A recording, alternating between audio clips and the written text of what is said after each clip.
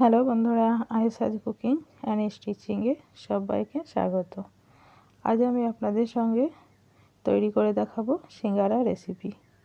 একদম মিষ্টি দোকান থেকে যেভাবে আমরা সিঙ্গারা কিনে খাই সেভাবেই তৈরি করে দেখাবো।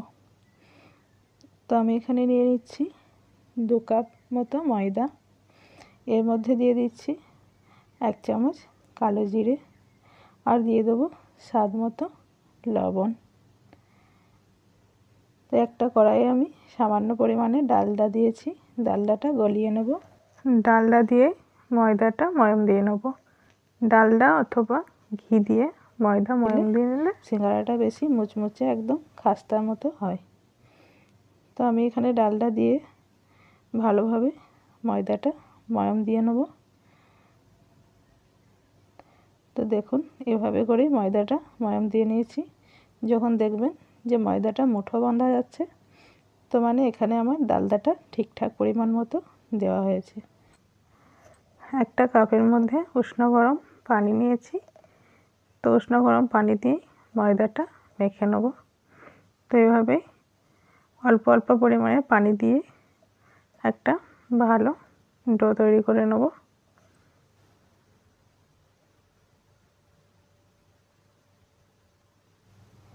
ময়দাটা ভালোভাবে মেখে নিয়েছি।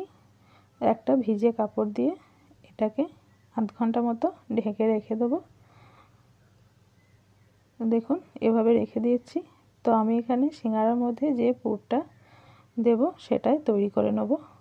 তো এখানে আমি 1 মুঠো বাদাম নিয়েছি, বাদামগুলো ভেজে নেব। তো বাদামগুলো ভাজা হয়ে গেছে, এবার এটা উঠিয়ে নেব। আর এর মধ্যে আমি 2টো শুকনো লঙ্কা ভেজে নেব। তো শুকনো লঙ্কা ভাজা হয়ে গেছে, শুকনো লঙ্কা 2টো উঠিয়ে নেব। কড়াইয়ের মধ্যে দিয়ে দিচ্ছি সামান্য পরিমাণে সরষের তেল। এর মধ্যে দিয়ে দিচ্ছি 1/2 চামচ গোটা 5 ফোড়ন। 5 ফোড়নটা একটু ভাজা হয়ে এলে এর মধ্যে আমি মটরশুঁটি দিয়ে দিচ্ছি। মটরশুঁটি দেওয়ার পরে আদা কুচি দিয়ে দিচ্ছি। এবার দিয়ে দিচ্ছি কাঁচা লঙ্কা কুচি, দিয়ে এটাকে একটু ভালোভাবে নেড়ে নেব। মটরশুঁটিটা একটু ভাজা ভাজা হয়ে এলে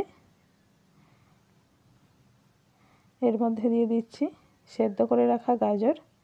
তো আপনারা এটা কাঁচা গাজরও গ্রেট করে দিতে পারেন। তো আমি এটা সেদ্ধ করে নিয়েছি। সেদ্ধ করা গাজরটা এর মধ্যে দিয়ে দিচ্ছি। সেদ্ধ করে রাখা গাজরটা দেওয়ার পরে একটু নাড়াচাড়া করে এর মধ্যে সেদ্ধ করে রাখা আলু দিয়ে দিচ্ছি। তো আলু দিয়েও একটু ভালোভাবে নেড়ে নেব। এর মধ্যে এবার দিয়ে দেবো 1/2 চামচ পরিমাণ হলুদ গুঁড়ো, স্বাদ মতো লবণ,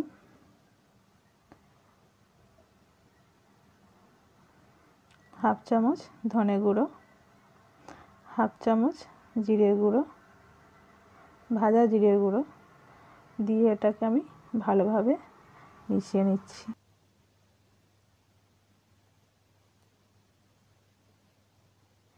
এবার দিয়ে দিচ্ছি ভেজে রাখা শুকনো লঙ্কাটা গুঁড়ো করে রেখেছিলাম।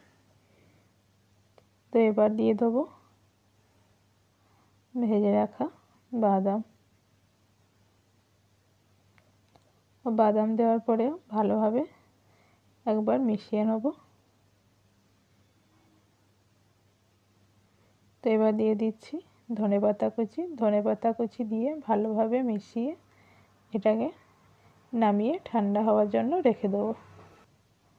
হ্যাঁ, এবারে ময়দাটা মাখিয়ে রেখেছিলাম, এটা থেকে এবার ছোট ছোট করে লিচি কেটে নেব।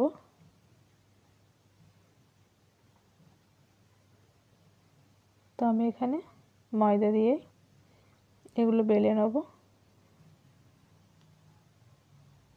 তো হাত দিয়ে একটু এভাবে বড় করে নিচ্ছি, এরপরে এটাকে বেলে নেব।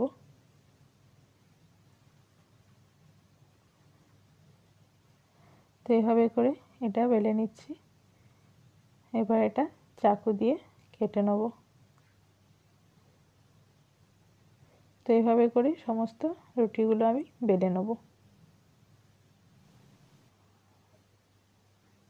তো দেখুন কিভাবে সিঙ্গারা শেপটা দিয়ে নিচ্ছি। এভাবে করেই সিঙ্গারা শেপটা দিয়ে নিতে হবে। তো এভাবে সিঙ্গারা শেপ দিয়ে নিয়েছি। এবার এর মধ্যে আমি আলুর পুরটা ভরে নেব।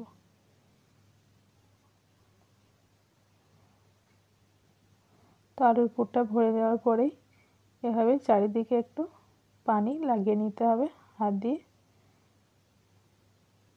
তো এবার এটাকে এভাবে মুড়ে নিতে হবে।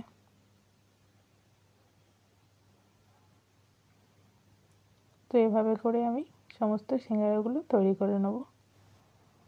তো এভাবেই তৈরি করে নিয়ে ডিপ ফ্রিজে রেখে দিতে পারেন। তো সমস্ত সিঙ্গারা তৈরি হয়ে গেছে। তো এবার কড়াইয়ের মধ্যে তেল দিয়েছি।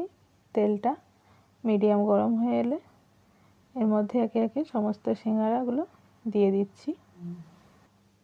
সিঙ্গারাগুলো মিডিয়াম ফ্লেমে এভাবেই উল্টিয়ে পাল্টিয়ে ভালোভাবে ভেজে নিতে হবে। তো দেখুন এভাবে করেই ভেজে নিচ্ছি। তো সিঙ্গারাগুলো ভাজা হয়ে এসছে। তো এবার আমি এগুলোকে উঠিয়ে নেব। তো দেখুন সিঙ্গারাগুলো কত সুন্দর ভাজা হয়ে গেছে। তো এভাবে করেই বাকি সিঙ্গারাগুলো আমি ভেজে নেব। বন্ধুরা, ভিডিও ভালো লাগলে অবশ্যই লাইক করে চ্যানেলটা সাবস্ক্রাইব করে দেওয়ার অনুরোধ রইল। তো দেখুন সহজেই তৈরি হয়ে গেল সিঙ্গারা। তো এইভাবে আপনারাও তৈরি করে খেয়ে দেখুন।